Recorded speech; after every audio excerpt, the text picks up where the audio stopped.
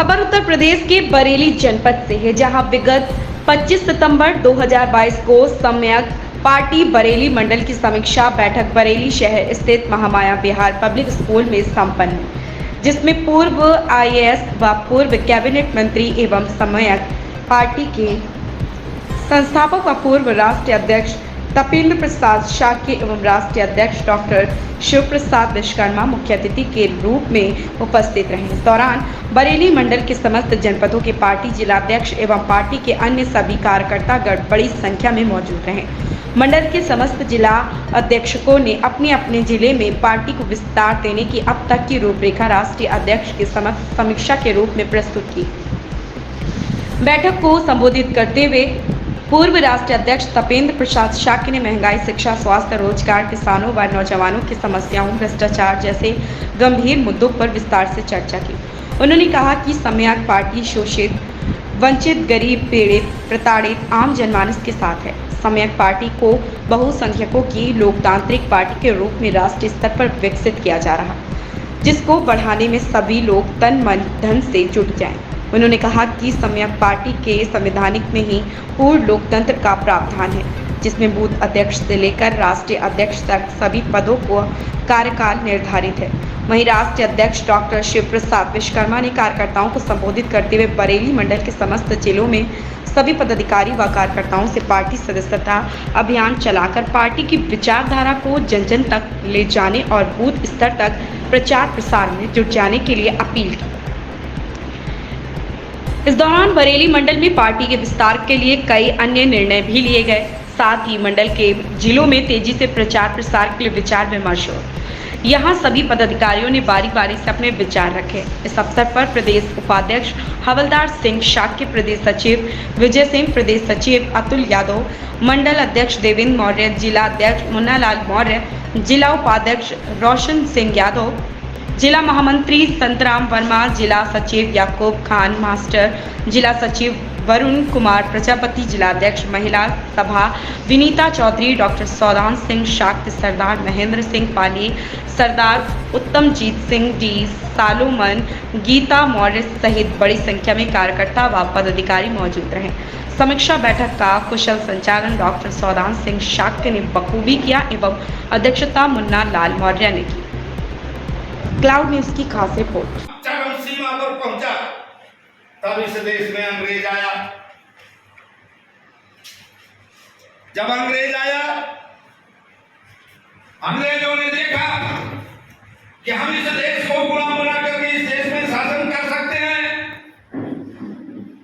तो उन्हें पाखंडवादी, सामंतवादी, पूंजीपति, मनवादियों के कहने पर अंग्रेजों ने पूरे देश पर कब्जा कर लिया। खोया हुआ अपना सम्मान वापस लेंगे, तो बाल गंगाधर तिलक जैसे सामंतवादी नेता इस देश में पैदा होकर के हम 90% समाज के लोगों को गुमराह करने का काम करते हैं और अंग्रेजों के खिलाफ विद्रोह खड़ा कर देते हैं, एक आंदोलन खड़ा करते हैं और इस देश से अंग्रेजों को भगाने की बात करते हैं। हमारे महापुरुष ज्योतिबा फूले ने कहा था कि अगर अंग्रेज शूद्र अतिशूद्रों के ये भगवान हैं, अगर ये 20 वर्ष तक भारत में और रह जाएं, तो हम 90% समाज के लोगों का खोया हुआ राजपाट वापस मिलेगा, हमें अधिकार मिलेगा, हमें शिक्षा मिलेगी। लेकिन ये पूंजीवादी, मनवादी के महापुरुषों ने अंग्रेजों को भगाने का काम किया और फिर 15 अगस्त 1947 को देश को आजादी की घोषणा करा करके काले अंग्रेजों को बैठा दिया। वही राजे महाराजे, वही पूंजीपति, वही सामंतवादी, वही मनवादी इस देश की कुर्सी पर बैठ करके हम 90% समाज के लोगों के साथ अन्याय करना शुरू कर दिया। हमारे बहन बेटियों की जतौरा को लूटना शुरू कर दिया, हमें शिक्षा से वंचित कर दिया, हमें अधिकार से वंचित कर दिया, हमें अपमानित जिंदगी जीने पर मजबूर कर दिया। इसलिए साथियों, इस सब चीज से निजात दिलाने के लिए हम लोगों ने सम्यक पार्टी का गठन किया, क्योंकि यह देश लोकतांत्रिक है।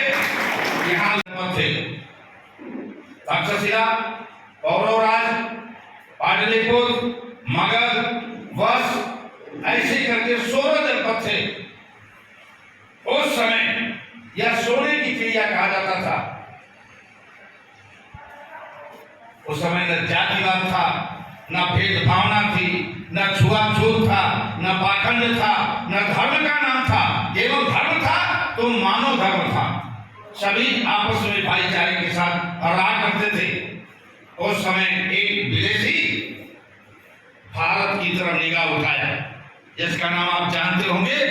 वो फारस का रहने वाला दराइस था, जिसका युद्ध महाराज पुरुषोत्तम से हुआ था, कौरव राष्ट्र के राजा पुरु से हुआ था, और वहीं से फिर वो वापस चला गया था। उसके बाद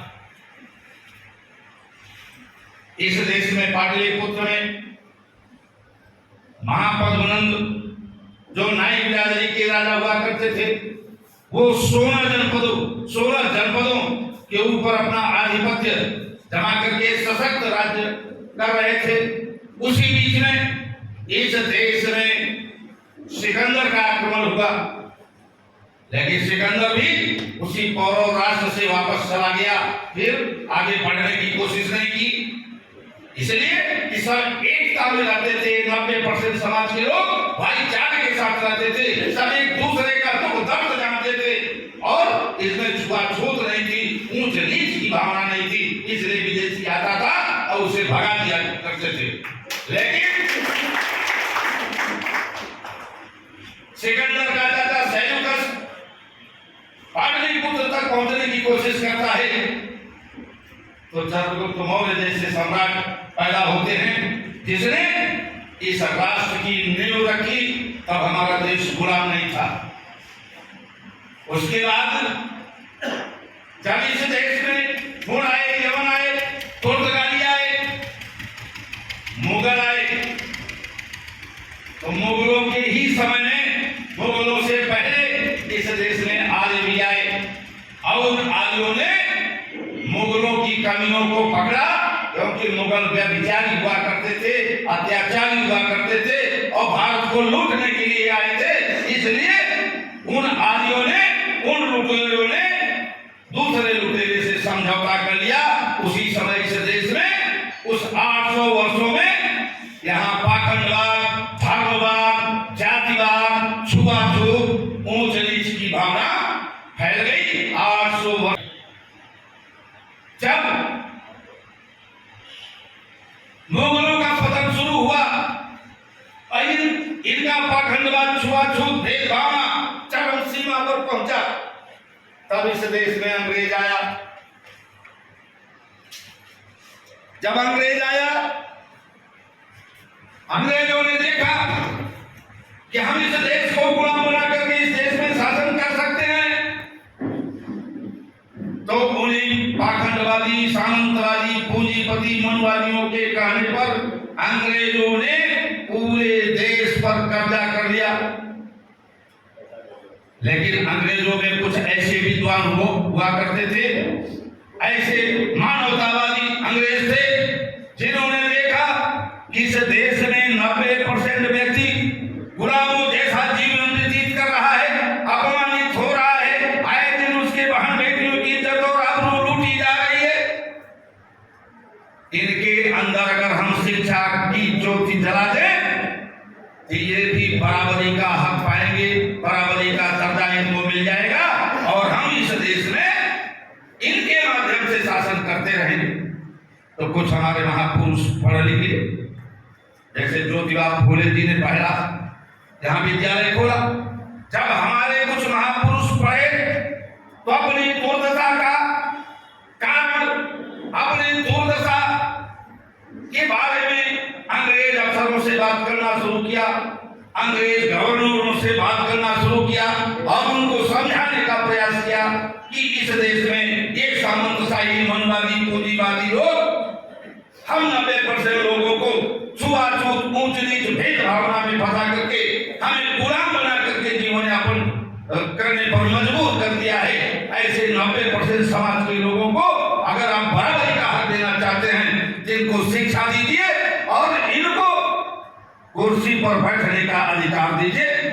अंग्रेजों के समझ में आ गया या सही वास्तव में इनके साथ बहुत बड़ा अन्याय हुआ। तब अंग्रेजों ने क्या किया? कुर्सी पर बैठने का अधिकार आपको दे दिया। इस देश का 90% समाज का व्यक्ति डीएम की कुर्सी पर बैठने लगा, डीएसपी की कुर्सी पर बैठने लगा, दरोगा बनने लगा, सिपाही बनने लगा, और उन सामंतवादी पूंजीपति मनुवादियों के बेटे चपरासी की कुर्सी पर बैठने लगे। तब उनको लगा कि ये जो अब आगे बढ़ जाएंगे, ये पूरा अपना खोया हुआ राजपाट वापस ले लेंगे, ये खोया हुआ अपना सम्मान वापस ले लेंगे। लेटेस्ट अपडेट पाने के लिए हमारे चैनल क्लाउड न्यूज को अभी लाइक करें, सब्सक्राइब करें और बेल आइकन दबाना बिल्कुल ना भूलें।